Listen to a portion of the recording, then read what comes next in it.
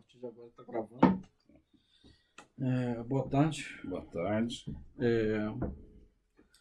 Senhor Antônio, eu gostaria que o senhor falasse seu nome completo para registro, por favor. Antônio Palocci Filho.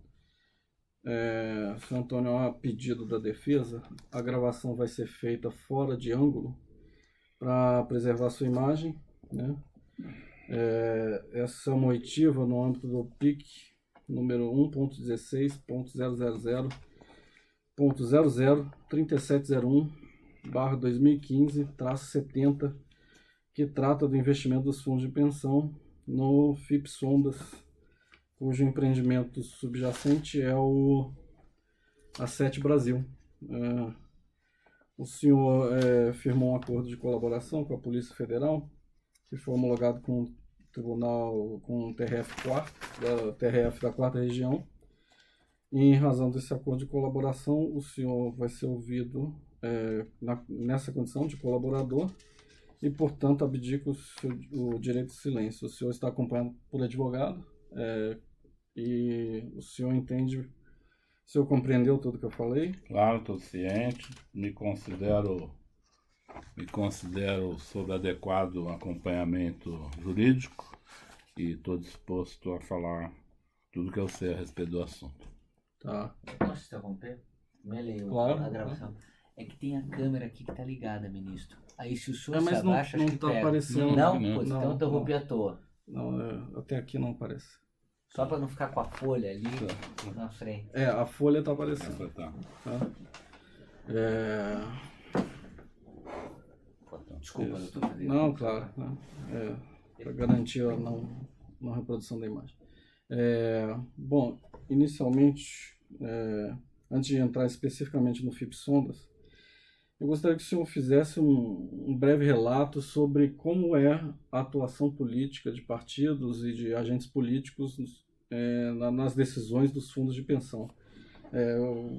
Qual é o fato mais remoto que o senhor lembra, né? Sem ser muito específico, porque não é objeto aqui, mas como é essa atuação desde do evento mais remoto que o senhor conhece sobre esse assunto? Tá, o evento mais remoto que eu conheço sobre atuação em fundos de pensão que envolva a mim e ao PT foi quando o ex-presidente Lula me chamou no atual Instituto Lula, que era o Instituto Cidadania.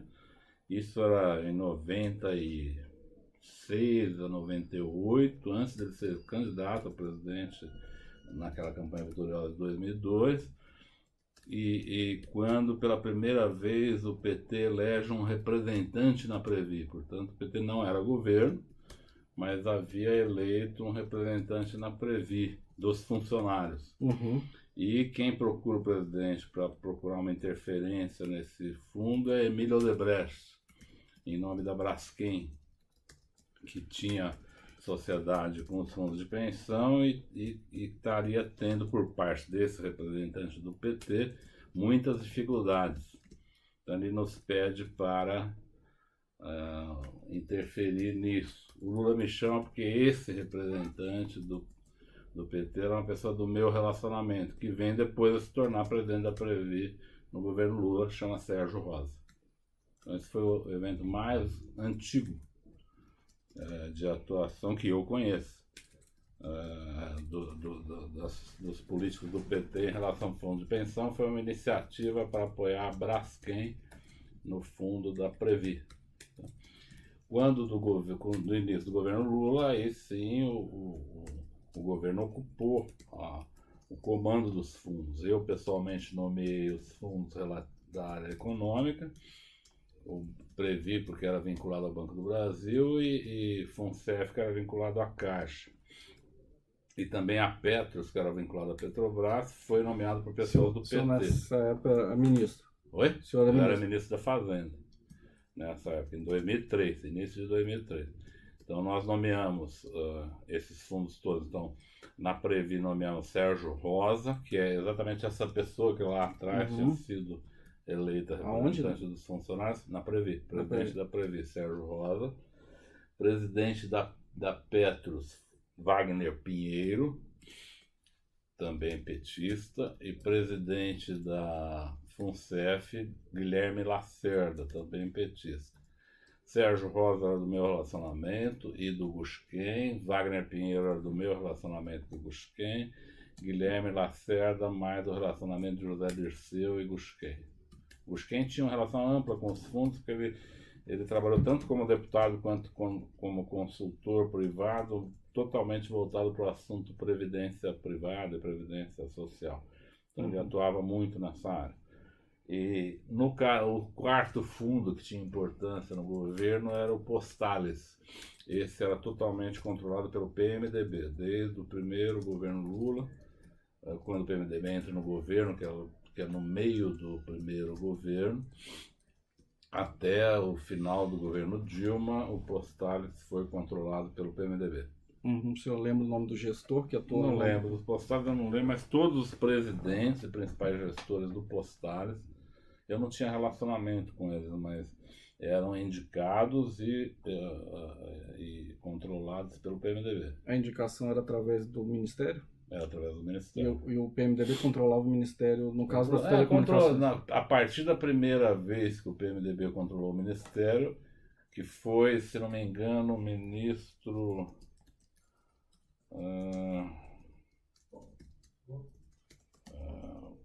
porque é comunicações, né? Correios, Postales, comunicações, foi o ministro Eunício Oliveira. Se não me engano, ano de 2004 a 2005. Tá? A partir daí eles começaram a controlar os Ministro Eunício Oliveira. Foi o primeiro ministro do PMDB na área de comunicações. Porque o PMDB não integrou o início do governo Lula, eles entraram no meio do governo Lula. Do primeiro governo Lula. E o mecanismo era sempre esse, através do Ministério subjacente. Era o Ministério que indicava, o Ministério ao qual era ligado o fundo, é quem indicava o presidente dos fundos. O fundo tem o presidente, os gestores, tem representantes dos funcionários, mas quem controla o fundo, essencialmente, é o presidente, 2, 3 diretores, que são nomeados pelo governo. O governo que eu digo normalmente é o ministério da área que o fundo é vinculado. Então, por exemplo, no caso da Petrobras, foi o Ministério das Minas e Energia, que foi a Dilma, que era ministra, mas o Zé Dirceu... não, foi a Dilma que era ministra, quem fez a indicação, mas o nome veio de mim e do Luiz Gusquem, o nome de Wagner Pinheiro. O nome de Sérgio Rosa veio de mim, foi indicado no Banco do Brasil e também no Gusquem. E o Guilherme Lacerda foi uma indicação do Zé Dirceu. Os nomes, eles sempre passavam pelos ministros. Os ministros sabiam que aquilo viria a ser, essa influência seria utilizada para obter vantagens indevidas? No início não era essa a motivação, mas com o tempo essa motivação se tornou evidente e tanto não era de início uma motivação assim, como que você vai ver comportamentos diferenciados em relação aos presidentes dos fundos em relação a atos ilícitos, porque eles não foram previamente chamados para isso. Mas, obviamente, que ao longo do tempo, todos eles, de uma forma ou de outra, se adequaram a comportamentos ilícitos. Entendi. E quando que acontece essa virada? Que os gestores, então, colocados lá para, vamos dizer, marcar posição, porque era importante ter alguém no fundo, né? Eles deixaram de ter esse papel, né, de estar numa posição importante para obter vantagens indevidas, para pedir investimentos. Como é que isso mudou? Tem duas questões fundamentais onde você pode dizer que os presidentes de fundo não atuaram de maneira adequada ao seu regimento de atuação. A primeira é quando eles obedecem a determinações políticas do governo para determinados investimentos e não respeitam os critérios do próprio fundo. Isso foi muito comum, no caso Sondas foi explícito, quando o presidente Lula pessoalmente chamava os presidentes de fundos, às vezes em conjunto, 3 ou 4 fundos, às vezes separados, e dava uma determinação para que eles colocassem recursos em determinados investimentos que eram prioridade do governo, não necessariamente dos fundos. E dentro desses investimentos tinha todo o ilícito possível. Então, não necessariamente, nesse caso, o presidente do fundo cometia o ilícito da propina, mas ele cometia o ilícito de subverter as normas de investimentos do fundo para atender a ordem política, sendo que ele sabia que nesses projetos existiam ilícitos. Um segundo aspecto é quando o próprio presidente do fundo, ou diretor do fundo, participavam do ilícito. Nem sempre isso acontecia, mas muitas vezes isso aconteceu. Não é?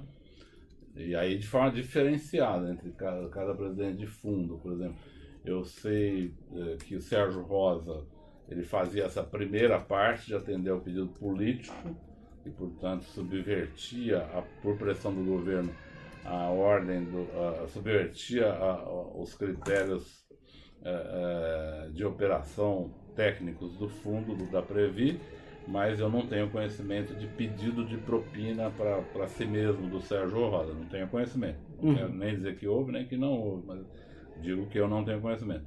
Wagner Pinheiro eu sei que operava a pedidos políticos de maneira mais ampla e que recebia contribuições para isso, contribuições pessoais, propinas.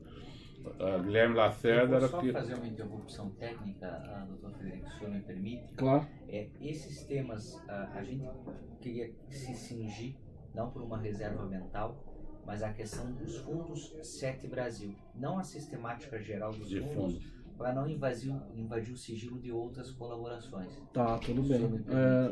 Não, mas então, sem entrar em especificidade, o senhor disse que algumas pessoas recebiam vantagens indevidas, outras simplesmente operavam a ordem política. Operavam na ordem política. Mas mais ou menos no tempo, né? Que ano mais ou menos há essa virada que eles começam a operar? Que eles deixam de atuar para marcar posição ali no fundo e passam a atuar familista. Isso é progressivo. Por exemplo, você pega, eu estava falando do Wagner Pinheiro, eu ia completar com o Guilherme Lacerda. O Guilherme Lacerda era mais ampla ainda a atuação dele, genericamente, em relação a fatos ilícitos. Ele aceitava as decisões políticas, sabia que existia propina e pedia para si mesmo também, até tanto para proveito próprio quanto para sua candidatura, que em 2010 ele se tornou candidato a deputado federal, então fez vários tipos de ilícitos para sua própria candidatura. Então isso vem ao longo de 2005, 2006. A candidatura dele foi ano 2010, candidato a deputado federal. Tá? Então, entre 2006 e 2010, há uma mudança radical na forma... Assim, começa em 2004, 2005, já começa a ter pedidos para os fundos para realizar operações políticas com fins ilícitos.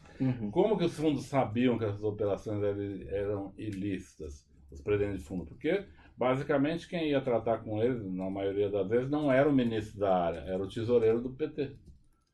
Quando o tesoureiro do PT vai tratar com um presidente de fundo um assunto, ele sabe do que se trata.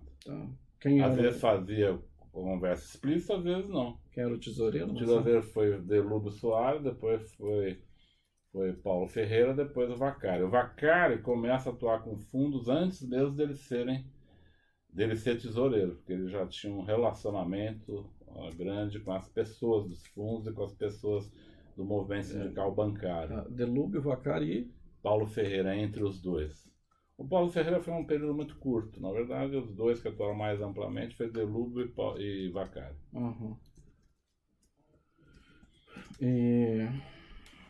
Bom, então voltando não, só mais um detalhe. O Vacari, ele era sindicalista bancário, né? Ele tinha um vínculo até com Banespa, que depois é o Santander, mas ele é afastado porque ele exerce atividade profissional sindical. Né? Profissional sindical. E o senhor disse que ele começa a atuar nos fundos bem antes. Antes dele se tornar tesoureiro do PT. Antes de se tornar... Pelo relacionamento que ele tinha com Gusquem e com esses presidentes de fundo já anterior. Isso seria o quê? Na década de 90? Não.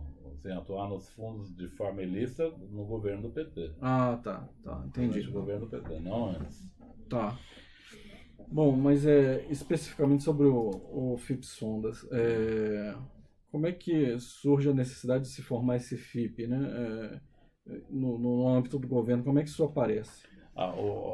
Acontece o seguinte, numa determinada rodada de leilão da ANP, a Petrobras pede a suspensão do leilão e alerta o governo que ela consolidou uma questão que ela já vinha estudando há um tempo, que é a descoberta do pré-sal.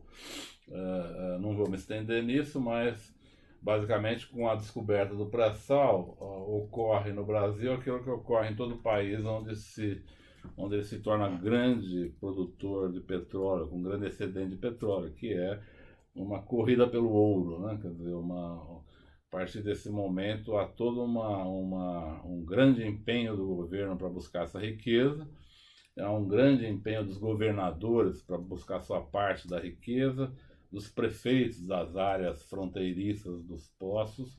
Então começa toda uma briga política e uma atuação intensa de lideranças políticas pela riqueza que se descobriu, que é a riqueza do pré-sal. E como é comum no Brasil e também em muitos países, assim, todo mundo começa a querer gastar por conta, ou seja, começa já a se fazer 1000 planos para todo tipo de ação em cima de um dinheiro que está a 7.000 metros de profundidade. No governo federal em particular, e junto ao presidente Lula, o pré-sal apareceu como ele chamava até de passaporte para o futuro, como ele chamou, um bilhete premiado, né? Quer dizer, ao final do seu governo, ele recebe um senhor bilhete premiado. E como ele já estava bem avaliado naquela época, o pré-sal se torna quase um motivo de delírio político no ambiente governamental. Ou seja, o governo passa a atuar como se tudo fosse possível e que tudo se pudesse resolver, porque além da força do governo, a riqueza do Brasil tinha sido multiplicada com essa descoberta. Isso também dá ao ex-presidente Lula um novo momento de atuação que era muito raro dele. O presidente Lula começa também a se descuidar da parte legal da sua atuação como presidente e passa a atuar diretamente no pedido de propina. O pré-sal é que marca essa mudança de forma mais significativa. A partir do pré-sal que ele tem uma atuação... Mas ele sempre soube que tinha ilícito e sempre apoiou as iniciativas de financiamento de campanha, etc. Mas no caso, no pré-sal, ele começou a ter uma atuação pessoal. Direto. Tá. Mas antes disso, além desse caso, o ex-presidente ou isso foi isolado, o ex-presidente tinha alguma atuação direta nesse caso, além desse caso? Teve, em algumas outras oportunidades ele teve atuação direta, mas não era sempre, era raro. Tá, mas tipo o quê? Existia precedente para ele fazer esse tipo de coisa? Precedente do ponto de vista de atuação ilícita? Direta do presidente. Sim. Houve outros casos que eu pediria licença para o senhor, porque eles fazem parte da minha colaboração em outras instâncias, mas estão devidamente relatadas pelas várias autoridades. O senhor não poderia dar um exemplo? De atuação do presidente direto? Direto, por exemplo, o presidente chegou a assinar um protocolo, um contrato com o presidente francês, Nicolas Sarkozy, no dia 7 de setembro. Eu lembro que era 7 de setembro, porque o presidente francês veio para as comemorações do 7 de setembro e passou a madrugada inteira com o presidente Lula, com o ministro da Defesa, e saiu dessa reunião de madrugada com um documento assinado pelos dois presidentes sobre a compra de caças Mirage, a compra de helicópteros e a compra de submarinos franceses, uma iniciativa completamente inadequada, porque isso estava sendo conduzido tecnicamente pela área de defesa e foi atropelado por ambos os presidentes, da França e do Brasil, e isso gerou todo tipo de propina. Então não foi só na sonda. Isso envolvia vantagem indevida também. Sim. de grande monta. Também posso citar o caso de Belo Monte, onde o presidente também se envolveu diretamente na operação dos fundos de pensão e sabia que a partir desse investimento, desse projeto, haveria pedido de propina. No caso do Belo Monte, mas para o investimento para o investimento na usina. Mas através dos fundos de pensão? Dos fundos de pensão. Ou das construtoras? Não, ele também atua nas construtoras, mas tá. Aqui, como estamos falando de fundo de pensão, foi uma outra oportunidade que ele atuou junto aos fundos de pensão para forçá-los a investimentos que do ponto de vista dos fundos, eram tecnicamente inadequados. Uhum. No caso das sondas, o presidente, além dos fundos, antes mesmo dos fundos de pensão, o presidente fez uma reunião na qual ele convocou a mim, que era deputado, ex-ministro dele, da Fazenda, ao José Sérgio Gabrielli, que era então presidente da Petrobras, e a Dilma Rousseff, que estava saindo do Ministério da Casa Civil para se tornar candidata a presidente, já consolidada essa candidatura.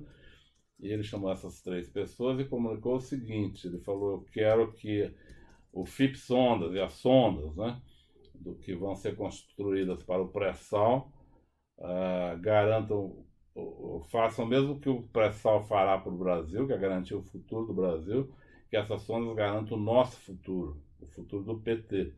Então, eu chamei vocês aqui porque eu quero que o Gabriel faça essas sondas no Brasil, que faça com empresas nossas companheiras, e chamei o Palocci aqui para que ele zele para que essas empresas financiem a campanha da Dilma Rousseff.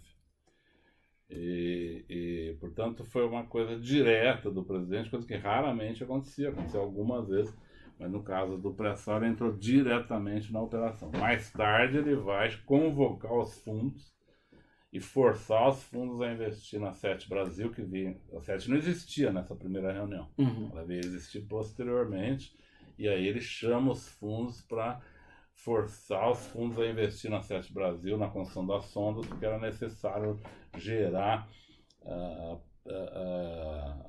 capital para poder fazer os grandes investimentos dessas sondas. Né? E o senhor lembra quando aconteceu essa reunião? Essa reunião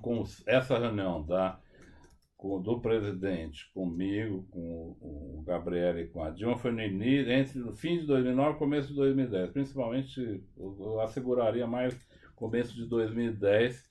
Ela ocorreu na biblioteca do Palácio da Alvorada. Tá? O presidente ocupava a ponta da mesa, de um lado estava eu e Dilma, do outro lado estava a Gabriela. Da mesa grande de reuniões da biblioteca do Palácio da Alvorada. Era um dia à noite, ele nos chamou e fez esse comunicado. Foi uma reunião curta até. Qual período do dia? Final do dia? À noite. Foi começo de noite. E foi até uma reunião curta, porque confesso que eu, Dilma e Gabriel ficamos um pouco perplexos com a maneira sem cerimônia que ele abriu e fechou o assunto que ele queria. Ele raramente fazia dessa maneira, tão explícita, tão direta. Ali ele abriu a reunião e disse: quero as sondas no Brasil e quero que as sondas paguem a campanha da Dilma. Ou seja, ali o pré-sal já estava fazendo um efeito um pouco inebriante ao governo. Eu, a Dilma e o Gabriel ficamos um pouco assustados com a coisa da reunião, falamos pouco. Eu tive a oportunidade de comentar com o Gabriel e com a Dilma sobre esse episódio. Nessa época, o Gabriel era presidente da Petrobras, né? A Dilma era presidente do Conselho da Petrobras e ministra da Casa Civil, saindo para ser candidata. E eu era deputado federal pelo PT, ex-ministro da Fazenda. Por que o Lula me chamou? O Lula tinha muita confiança em mim, eu sempre conversei com empresas sobre doação de campanha, eu sempre ajudei o Lula pessoalmente em relação às necessidades dele. Então ele tinha confiança total em mim nesse aspecto. E não tinha muito no Gabriel, porque o Gabriel era mais uma atuação mais vamos dizer, mais voltada para a empresa. O Gabriel não era uma pessoa de arrecadação de fundos. E a Dilma estava lá porque era candidata. Ele queria comprometer a Dilma com esse Não foi à toa que ele chamou a Dilma. Ele queria que a Dilma se comprometesse com esse ilícito, porque isso ia atravessar o governo dele. Ao mesmo tempo, ele estava assegurando que um projeto de longo prazo, ele estava deixando o governo naquele ano, então ele estava assegurando que um projeto de longo prazo pagasse a campanha da sua sucessora e ela se comprometesse com esse projeto de forma lícita e ilícita para não parar esse projeto no futuro. Vou explicar depois que isso teve um valor grande, porque ela tentou segurar esse processo depois que virou presidente. O processo de ela tenta de... Em relação aos fundos também? Não, em relação aos fundos ela foi igual ao presidente Lula. Ela insistia, inclusive usava muito que aquilo era uma ordem do presidente Lula, e ela fazia reuniões com os fundos na Casa Civil e forçava a barra para os fundos investirem. Eu lembro disso porque isso foi começo de 2010 e vários dos membros do fundo me procuravam. Wagner Pinheiro procurou, o Guilherme Lacerda menos, eu raramente conversava com o Guilherme Lacerda, mas Sérgio Rosa procurou, depois o substituto do Sérgio Rosa, que foi Ricardo Flores, me procurou várias vezes, o substituto do Wagner Pinheiro, algumas vezes não procurava pessoalmente, mas mandava mensagem. O que era a preocupação deles? Eles pediam, como eles viam que eu tinha uma visão um pouco mais equilibrada do ponto de vista da relação pública e privada, de investimentos, eles pediam para que eu ajudasse a tirar a pressão do Lula e da Dilma, para que eles pudessem ter tempo de avaliar os projetos, para que eles pudessem fazer de forma adequada. Porque o presidente Lula não dava muito espaço, não. Ele meio que falava, vocês estão aqui porque vocês foram nomeados para representar o governo.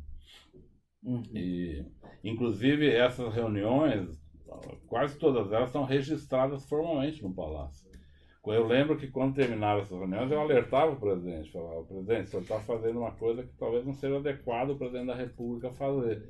Porque não é muito legal se chamar os fundos que são privados e na mesa presidencial se for determinar que eles façam investimentos. Acho que a coisa precisaria ser mais mediada. Ele reagia muito mal a esse tipo de comentário meu. Ele falava, quem foi eleito fui eu. Ou eles cumprem o que eu quero que se faça, ou eu troco os presidentes. Então ele era muito intransigente em relação a isso. A Dilma também, e ela ainda usava a força do presidente e falava de forma até mais agressiva, muitas vezes, com os fundos. E os presidentes de fundo ficavam muito constrangidos. O Sérgio Rosa resistia um pouco mais, o Guilherme Lacerda resistia quase nada, o Wagner Pinheiro meio termo, vamos dizer. Só um segundo.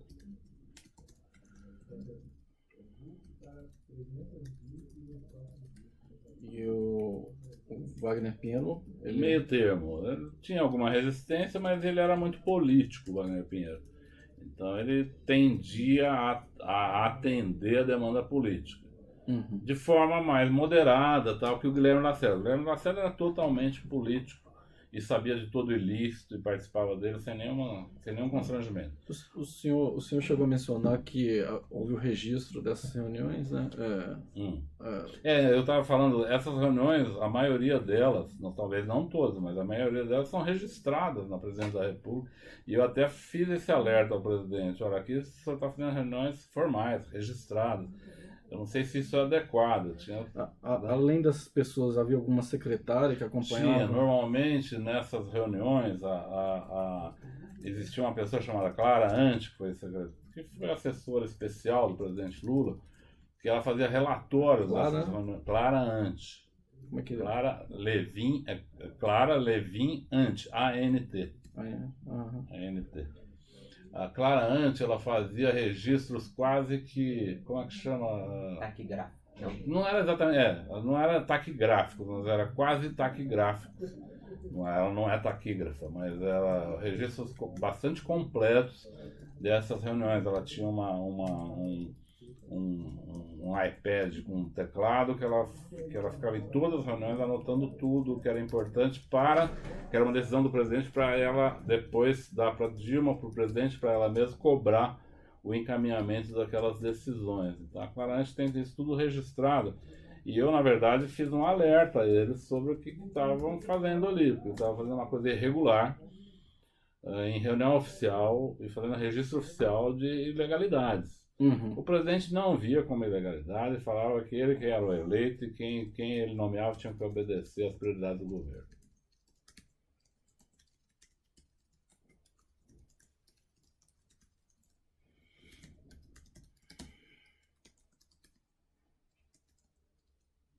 Isso aconteceu nas sondas, aconteceu em Belo Monte, por exemplo. Também aconteceu em Belo Monte. Nas sondas, você tinha uma situação em que a Previ resistia muito, a Petros menos, porque a Petros era vinculada ao petróleo, então ela era mais amigável o assunto para a Petros. E no caso da FUNCEF não tinha nada a ver, mas o Guilherme era muito aberto a atender o governo. Uhum. No caso da Belo Monte, todos ficaram muito constrangidos, não que o investimento fosse ruim, veja bem. O problema é que eles eram cobrados de investir sem analisar.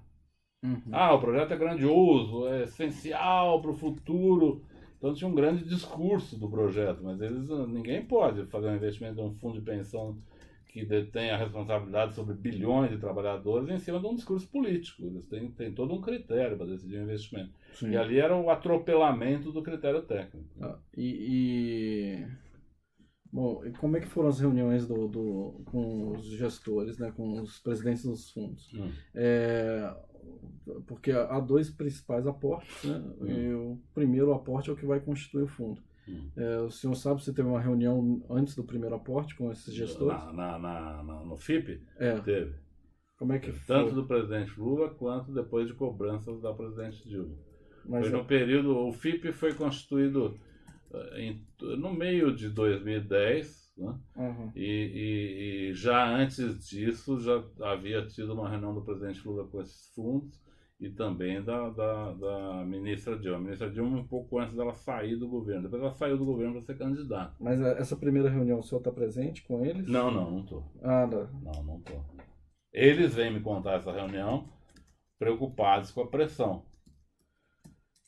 Uhum. Tá?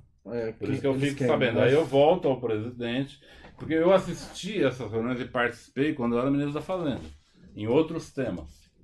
Isso se repetiu durante todo o governo do presidente Lula. No caso da FIP Sondas, eu já estava fora do governo. Então eles vinham, e eles viam, os presidentes do fundo, que nas reuniões, quando eu era ministro, eu moderava um pouco as pressões do presidente. Mas eles relatam então que houve uma reunião com... Várias reuniões. Tá. Eles receberam pressões enormes para investir nas sondas, e em Belo Monte foi no mesmo período, no mesmo período de tempo. As sondas foi diretamente nesse primeiro semestre de 2010. Uhum. Mas aí pelo presidente Lula. É nessa época que eles procuram? É nessa época que eles me procuram. No primeiro semestre de 2010. No primeiro semestre de 2010. Da Previ, primeiro o Sérgio Rosa, mas principalmente o Ricardo Flores, que o substitui nesse ano de 2010. E na Petros, primeiro o Wagner Pinheiro, pessoalmente, depois o Carlos, que o substitui. Carlos Afonso, né? Quem é o substituto? Carlos Afonso, não é isso? Primeiro que o senhor falou? Eu não lembro, eu só ver os nomes direito. Primeiro Sérgio Rosa na Previ, que depois é substituído por Ricardo Flores. E no caso da Petros, Wagner Pinheiro fica até o fim de 10 e é substituído nos últimos dias de 10 pelo Carlos Afonso. Então, em 2010 eu trato... O Carlos Afonso também procura o senhor? Não, ele procura sim, mas mais indiretamente. Eu não tratava pessoalmente com o Carlos Afonso. O Wagner Pinheiro conversava pessoalmente, o Sérgio Rosa conversava pessoalmente e o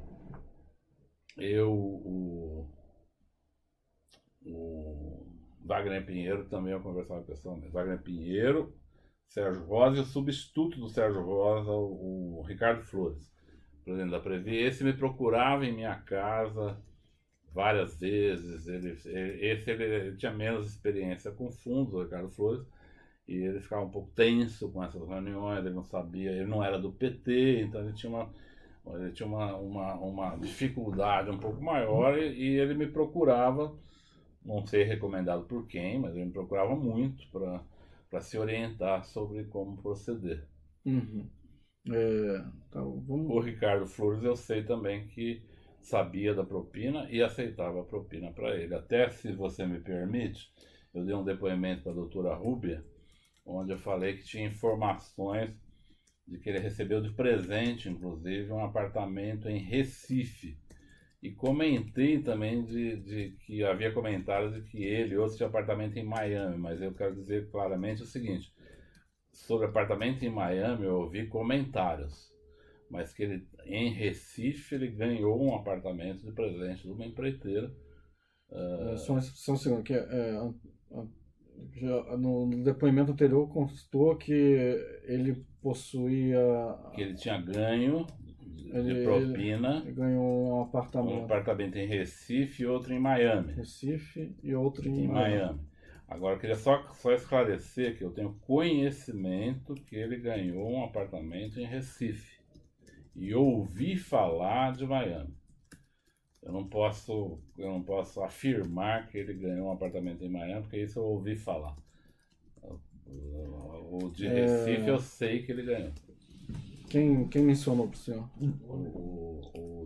O de Recife foi uma pessoa que fez a compra para ele, que foi André Gustavo, da empresa Artplan. Qual o nome? André Gustavo. André Gustavo. Da empresa Artplan.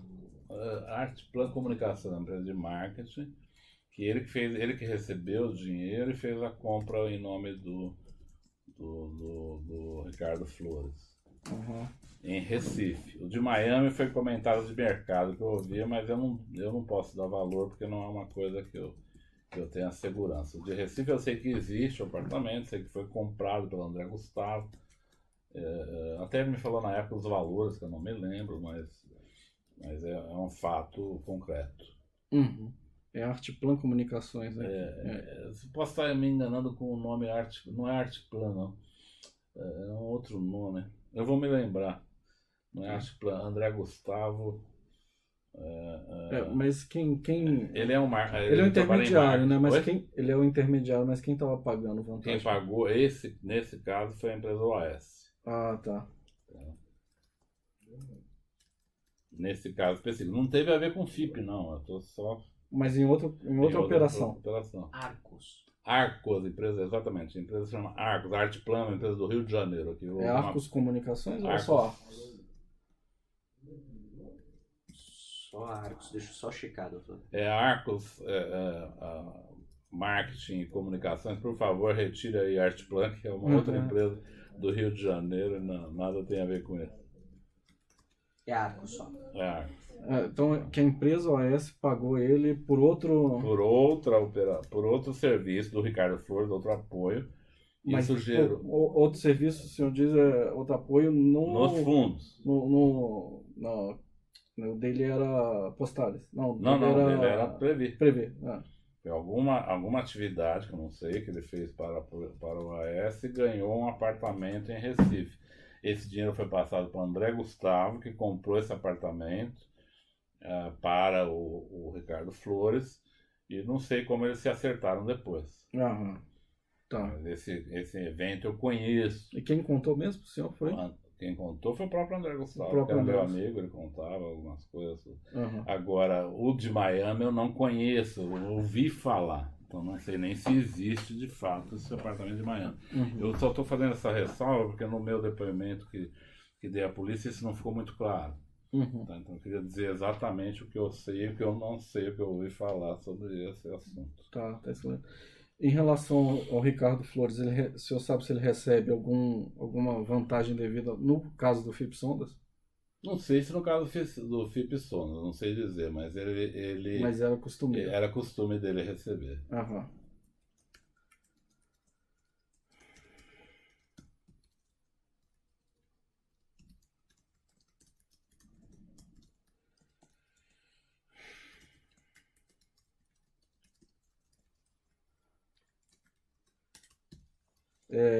Bom, em relação aos demais gestores, o senhor sabe se o Wagner Pinheiro recebeu vantagem? Recebeu vantagem.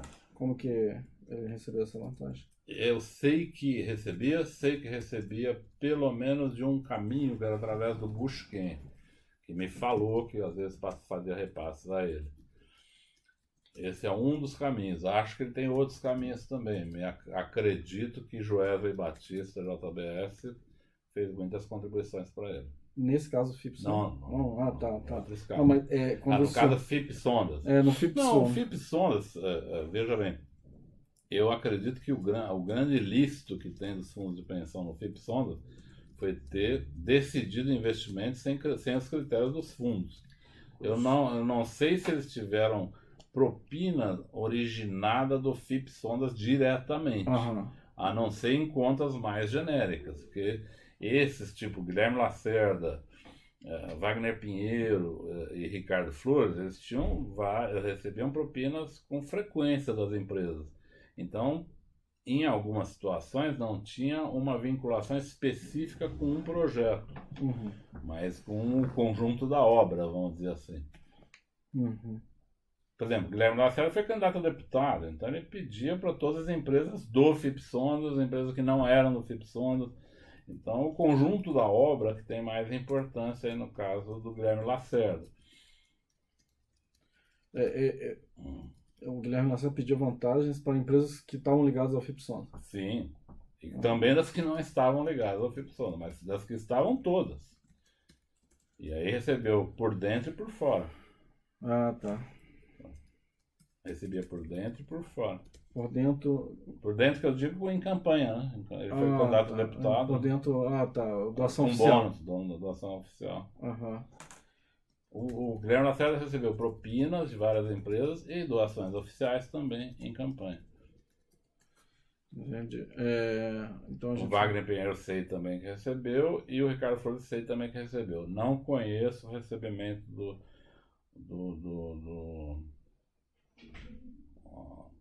do Sérgio Rosa, e sei apenas que ele que depois de sair da Previ, ele fez uma consultoria e passou aí a atuar com várias empresas, inclusive do FIP Sondas, e recebeu recursos dessas empresas. Se isso tem Sérgio Rosa, né? Sérgio Rosa. Ele fez uma consultoria depois que ele deixou a Previ em 2010 e recebeu recursos de várias empresas do pré-sal. Se tem a ver com isso, eu não sei dizer.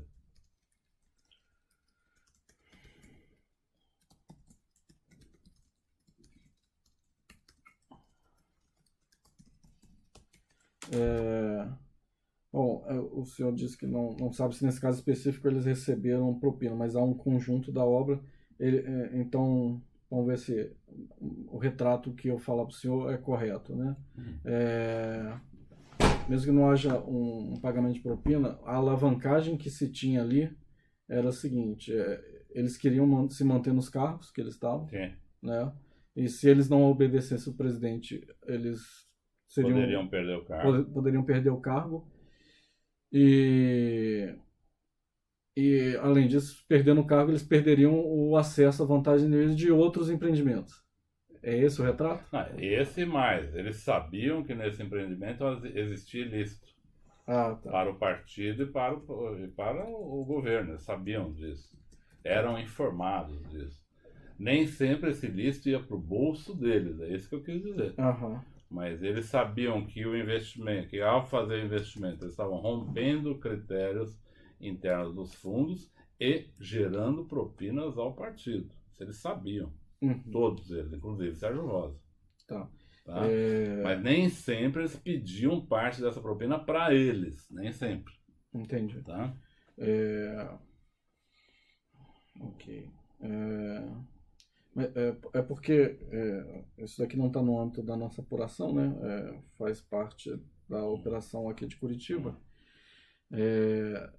Então eles têm conhecimento do que haveria nos fatos apurados pela operação da Lava Jato, né? Que são a corrupção em desfavor da Petrobras. Sim. Eles sabiam que estavam atendendo a necessidade do governo. Governo para investimentos lícitos e para propinas. Todos eles sabiam, até porque, como eu repito a você, na maioria das vezes quem ia tratar da operação com eles era o Vacari, que era um tesoureiro do partido. Se o assunto fosse mais republicano, seria um ministro, né? Ou um secretário executivo de um ministério, não o tesoureiro de um partido.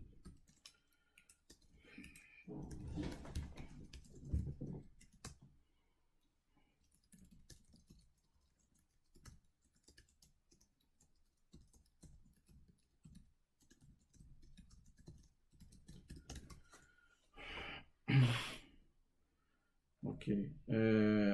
Mas e aí há um segundo aporte, eu acho que eu acho não, com certeza já é no governo Dilma, Uhum. né? Isso daí faz parte dessas buscas que eles fizeram. Eles vão buscar várias vezes, né? Que o senhor mencionou. Então, No no segundo momento, eles buscam investimento de novo. E aí já o Ferraz, que é presidente da SET, me procura para eu ajudar a pressionar os fundos, porque o único fundo que atende ele plenamente Ferraz é é o então, aí o já presidente, qual é o primeiro nome João dele? Ferraz. Que João Ferraz. Aí já a SET constituída, o João Ferraz era presidente da SET, ele pede para me conhecer numa determinada oportunidade, e uma das coisas que ele me pede é para que ajude a fazer pressão nos fundos para novos aportes de capital para a SET Brasil. E ele me relata nessa oportunidade que o único fundo que ele tem fluidez de relacionamento e investimento é a Petros. E que os outros são mais resistentes, mais difíceis. Aí eu falo para ele que eu não podia fazer nada. Nessa época nem deputado eu era mais, eu estava fora do governo, eu era apenas consultor. E indiquei a ele para falar com o ministro Guido Mantega. Uhum. E ele disse que foi falar com o ministro, foi muito bem recebido e que achava que ali ia ter retorno, ia ter respaldo dele. Na época ele foi também falar com o ex-presidente Lula. O João Ferraz. João Ferraz. Sobre as dificuldades que ele tinha na SET, pedindo apoio. Ele meio que se orientava comigo, ele sabia que eu não estava no ministério, não estava no governo, mas ele, como sabia que eu participei da formação da SET, tudo, ele me procurava e pedia orientação. E eu sugeria a ele, eu falei, vai ter mais eficiência sobre os fundos você falar com o ministro Guido Mantega, porque ele é ministro da Fazenda, portanto os fundos dos bancos são subordinados a ele, e ele é presidente do conselho, era presidente do conselho da Petrobras. Nessa época o presidente já era ex-presidente. Quem? O presidente Lula já era ex-presidente. Aí já era... O presidente Lula era ex-presidente, a Dilma era presidente da República, o Guido Mantega ainda já era ministro da Fazenda, eu não era nem deputado mais. Como é que o senhor sabe que o João Ferraz procurou o ex-presidente Lula?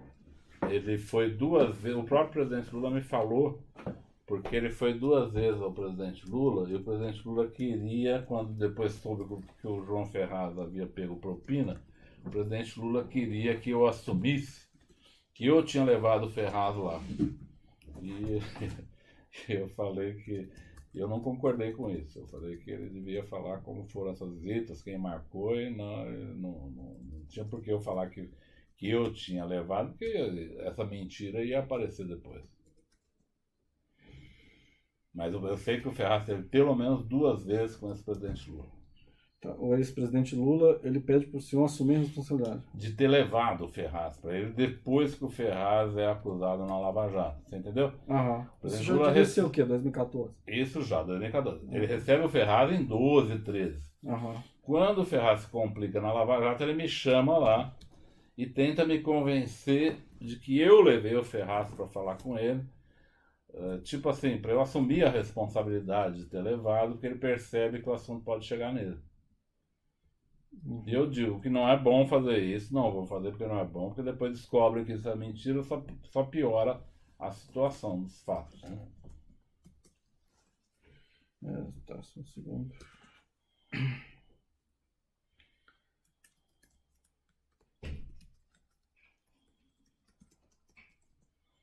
Aí eu soube que nessa época parece que a Petros voltou a investir, a FUNCEF voltou a investir, a Previ não sei se voltou a investir, porque a Previ estava mais resistente a esse investimento. Aí já não era mais Ricardo Flores, inclusive, já era um novo presidente da Previ, que se não me engano era o Dan, uma pessoa chamada Dan, que eu não conheço, e também não conheço nenhum ilícito que ele tenha praticado. O senhor sabe o motivo pelo qual a Previ, né? Não investiu? Ela não queria investir desde o início. Uhum. Na primeira momento foi forçado pelo presidente Lula.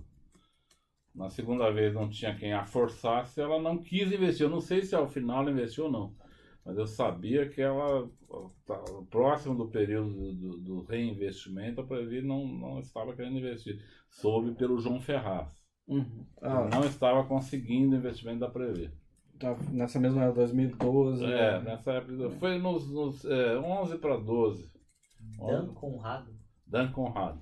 Nessa Dan época Conrado, era Dan Conrado, que era o presidente Presidente da Previ, que eu não conhecia, não me dispus a falar com ele. O Dan Conrado, ele resistiu. Ele resistiu. Soube que ele resistiu bastante. Não sei se ao fim fez ou não o investimento. Aham. E o João Ferraz pediu para eu falar com ele. Expliquei para o João Ferraz que eu sequer o conhecia. Pedi para ele falar com o ministro da Fazenda, então, que era o Guido Mantega. E aí não sei o que aconteceu, não acompanhei depois. Eu sei que a Petros e a FUNCEF voltaram a investir. Não tenho certeza se para ele voltou a investir. Entendi. O senhor sabe se o ex-presidente Lula e a então presidente Dilma se encontraram com os presidentes dos fundos para tratar desse segundo aporte? A presidente Dilma, sim. Que a presidente A Dilma, ela frequentemente conversava com os presidentes de fundo. A presidente Dilma tinha um modelo de reunião um pouco diferente do presidente Lula. Ela punha muita gente na sala, né? Os ministros com os presidentes de fundos. Tal. O presidente Lula fazia reuniões mais específicas. Uhum. A reunião era para forçar investimentos. Nem o presidente Lula, o ex-presidente Lula, nem o ex-presidente Dilma tinha qualquer constrangimento de forçar os fundos a fazer investimentos. Eles não se preocupavam com o fato de que isso era desfuncional. Não era exatamente ilegal, era primeiro desfuncional. Se tornava uma ilegalidade na medida em que os presidentes dos fundos atropelavam as regras dos fundos e também, fundamentalmente, porque sabiam que nesses investimentos tinha propina. Mas o atropelamento se dava sem nenhum constrangimento. Quase todos eles devem estar registrados nessas atas de reuniões como é que o senhor sabe da existência dessa reunião? Quem falou para o senhor? Da Dilma, os fundos eles falavam. Os presidentes. Os presidentes dos fundos, as pessoas dos fundos, as pessoas vinculadas. E eu, quando fui ministro, assisti pelo menos uma dezena dessas reuniões. O senhor disse que a reunião dela é bastante populada. O senhor sabe quem mais estava presente? Normalmente, não, eu nessa fiz reunião, nessa específica, eu não sei. Mas as reuniões que eu acompanhei com a presidente Dilma, ela fazia reuniões para tratar com 2 ministérios, ela chamava, às vezes, 10 pessoas. O Lula chamava os 2 ministros.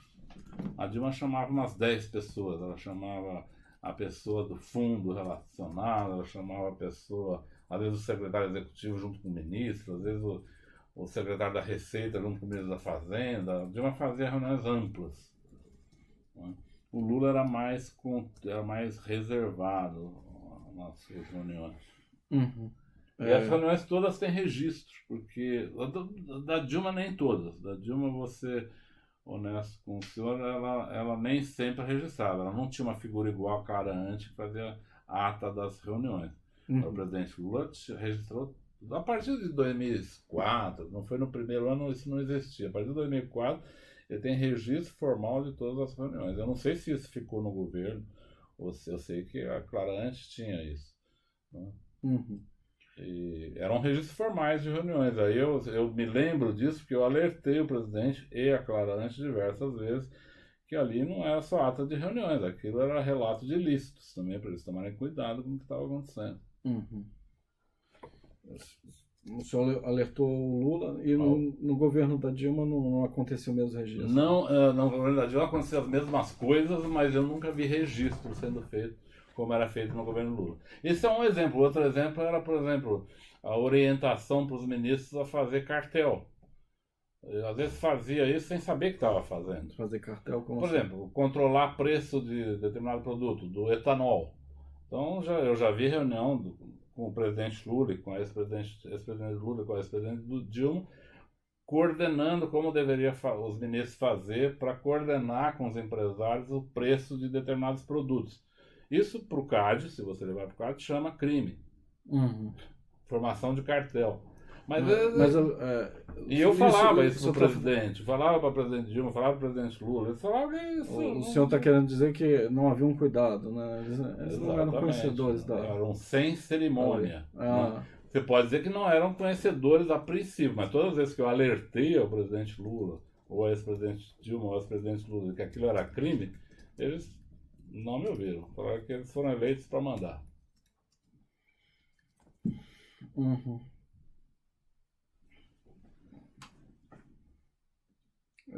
O presidente Nixon já falou uma vez, numa entrevista, que quando é o presidente que faz, não é crime.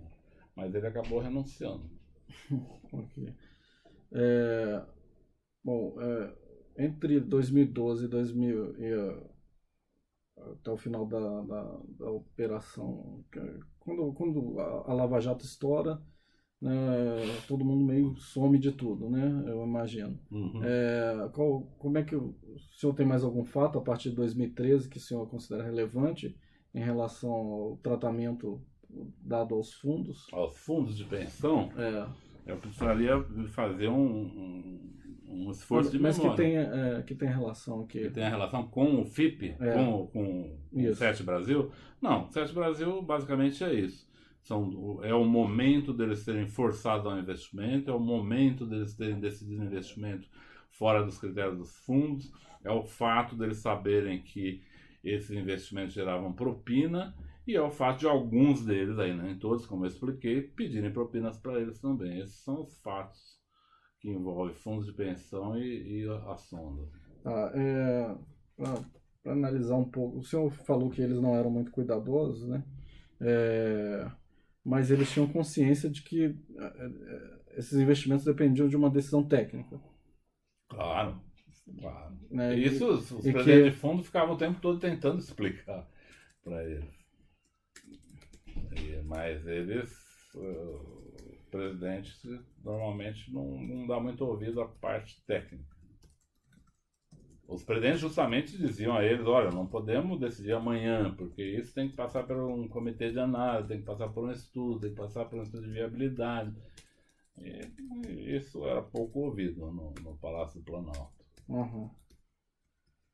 Por quê? Porque tanto existia na cabeça dos ex-presidentes Lula e Dilma, tanto existia um sentido de missão e de que aquelas obras eram grandiosas, importantíssimas, e portanto estavam acima de qualquer decisão técnica, quanto existia também a certeza da propina que precisava para eleger e perpetuar o poder.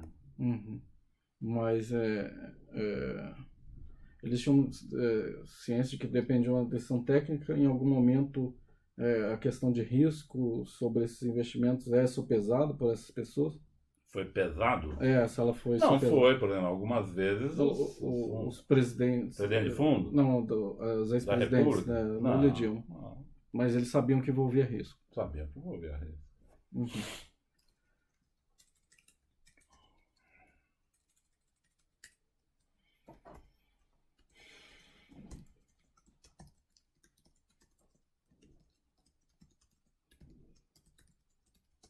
E que esses foram ignorados.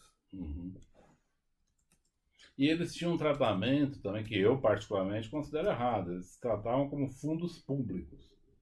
A Previ, a Petro. Eu considero fundos privados, porque eles são de propriedade privada dos trabalhadores dessas áreas. É meu conceito. Eles sempre trataram como fundos públicos e, portanto, recursos públicos. Como se fosse um FGTS. Aí, de fato, se é recurso público, o presidente tem poder sobre ele. Eu tentava dizer, não, eu considero que os fundos de pensão são fundos privados. Eles são de propriedade privada dos trabalhadores de cada uma dessas estatais, dessas áreas. Portanto, eles não são públicos no sentido de serem verba pública. Mas aí, sinceramente, eu ficava falando sozinho quando eu tratava dessa maneira. É por isso que depois os presidentes dos fundos iam me procurar quando eles sofriam pressão, porque eles sabiam que eu tinha uma... Não que eu era contra eles investirem, então eu sempre apoiei o presidente Lula, não estou aqui querendo tirar minha responsabilidade, mas eu achava que tinha que ser respeitado o processo de investimento dos fundos. Daria para fazer respeitando os critérios, mas ali não era respeitado. Mas deixa eu ver se eu entendi. O senhor considera que a atuação dos ex-presidentes foi no sentido de acelerar algo que deveria acontecer mesmo? Ou que o investimento era muito ruim? Por exemplo, sondas, né? 40 sondas no final. Não, o essencial, doutor Frederico, é que naquele momento em que se exigia dos fundos investir, essa resposta que o senhor está pedindo não existia. Mas, É 40, esse direito mas um de investimento em 40 sondas, é isso que eu pergunto, era razoável? Olha, o mundo tinha 100. O mundo No inteiro. mundo tinha 100. O governo do presidente Lula queria fazer mais 40. Então, tira suas próprias conclusões. Se Uhum. não é um Já certo existiam delírio. 100 sondas no mundo. Tinha 100 no mundo. Não, o total no mundo eram 100 sondas. Aham. A Petrobras queria mais 40 sozinha. Uhum. Entendeu? Então, se isso não. Eu considero isso um certo delírio de grandeza, comum nos países que descobrem riquezas extraordinárias. É até conhecido isso na economia como o termo a maldição do petróleo. Uhum. Na economia esse é um termo conhecido. E as consequências são conhecidas e se repetem diversas vezes em diversos países. A Venezuela está aí para não me deixar faltar com a verdade. Certo. Não sei se fui claro nesse aspecto. Não, foi claro, sim. Ou seja, não é que os presidentes queriam fazer um projeto cuja resposta estava clara e os fundos ainda não conheciam. Eles queriam fazer um projeto, primeiro, mirabolante. Segundo, os estudos técnicos não estavam prontos. Terceiro, os fundos não podem investir em projetos cujo estudo técnico e equilíbrio financeiro não esteja claro. Essa é a questão. Uhum. A não ser com uma determinação política, com objetivos políticos e de propina. Uhum.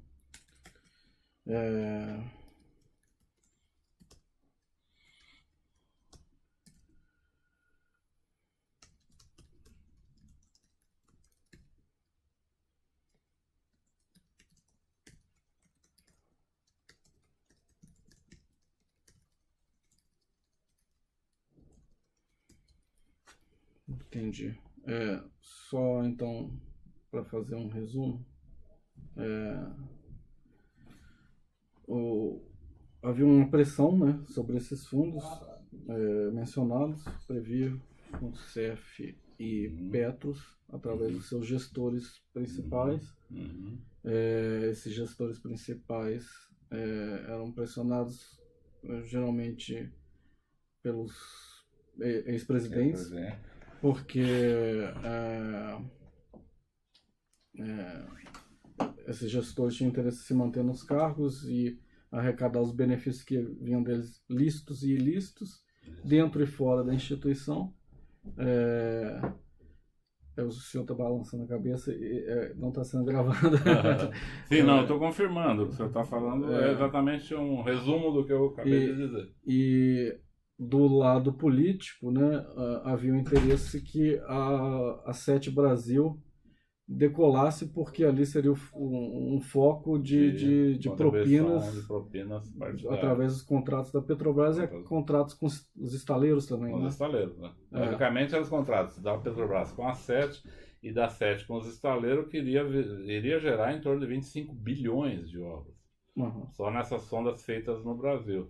Tinha também 12 sondas sendo feitas no exterior, mas aí não entrava o fundo de pensão, mas entrava também propinas. Mas essas feitas no Brasil eram em torno de 28 sondas, em torno de 25 bilhões de reais, de dólares.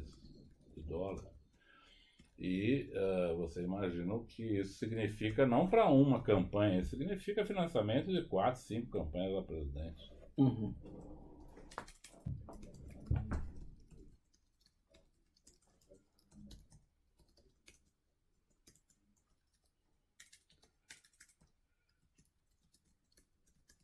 Uma coisa que acabou me escapando, né, que a gente deveria ter explorado lá no começo, é por que o financiamento é feito através dos fundos, né, e não, por exemplo, um BNDES.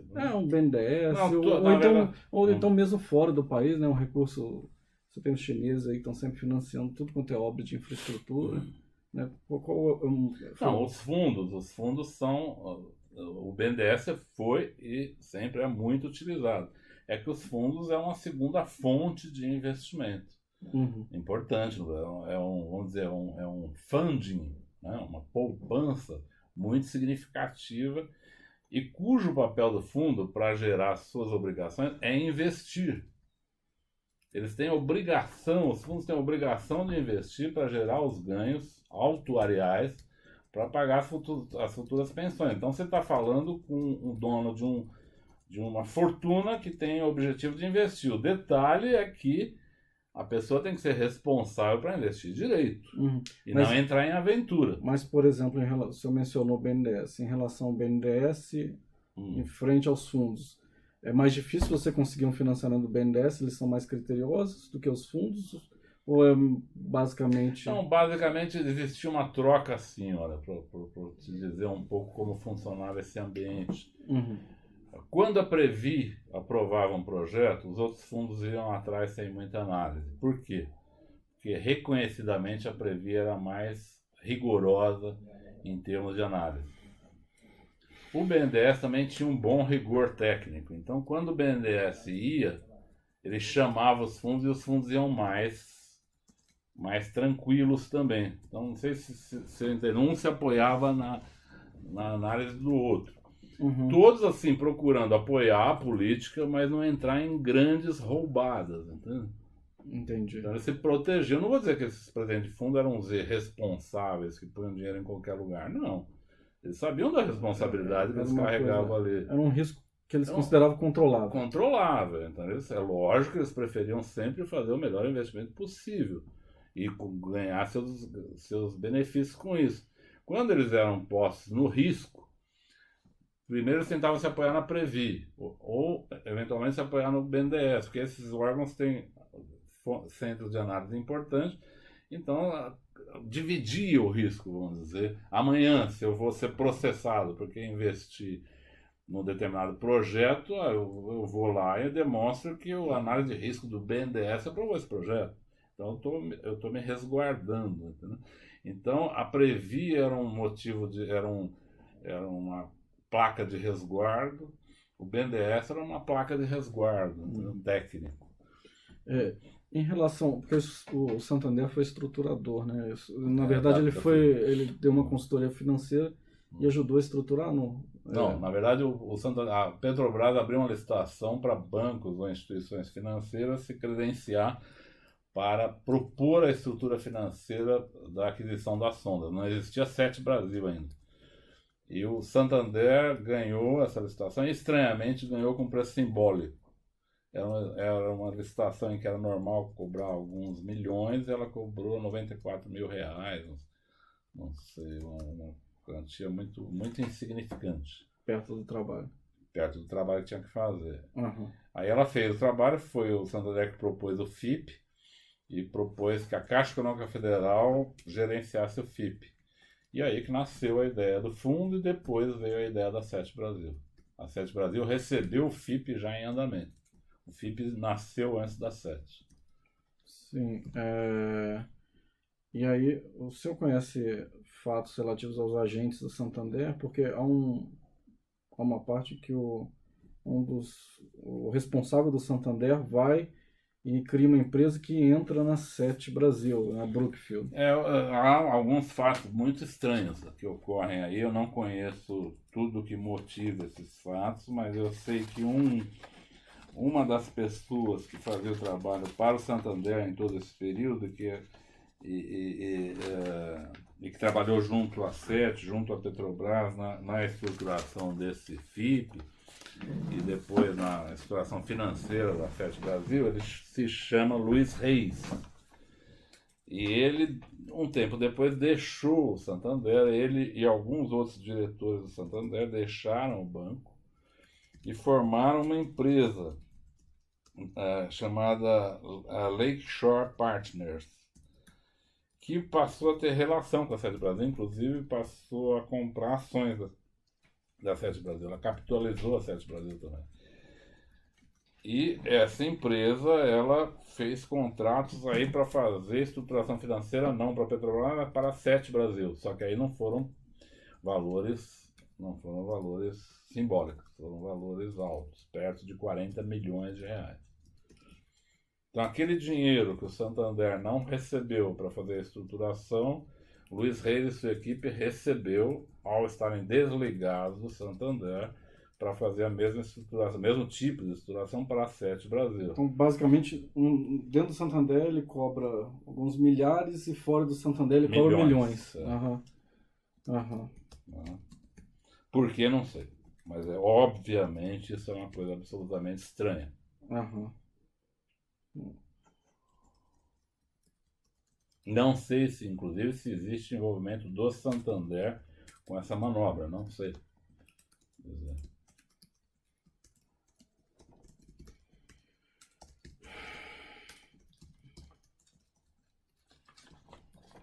Mas, então, a Alex Shore tem esse contrato, o senhor sabe se esse contrato de 40 milhões, são vários, né? Parece mais de um. Aham. Eles chegam perto de 40 milhões. Eles representam alguma vantagem devida para essas pessoas, para eles de alguma forma manipularem avaliações ou estruturação? Olha, eu sei que o João Ferraz, por várias vezes, tentou me aproximar do Luiz Reis. E ele demonstrava com uma certa clareza, para quem conhece pessoas do mercado, que ele tinha uma relação especial com o Luiz Reis. Especial, vamos dizer, fora da agenda normal da empresa. Uhum. Ou seja, interesses comerciais diversos aos interesses da empresa. Ele tentou me envolver nisso, né? Mas eu não tive interesse em entrar nesse particular. Nunca conheci o Luiz Reis, embora o João Ferraz tivesse sugerido algumas vezes que eu deveria conhecê-lo, que ele era importante para a Sete, que ele era um parceiro muito bom, que ele seria uma pessoa que iria me ajudar nas coisas que eu precisasse, né? E que seria bom para ele que eu o conhecesse, porque ele tinha muito bom relacionamento com o João Luiz Reis. Isso, ele nunca entrou, vamos dizer, num assunto menos republicano que esse, mas era claro que aí se tratava de um envolvimento de outra natureza que não uma natureza comercial normal.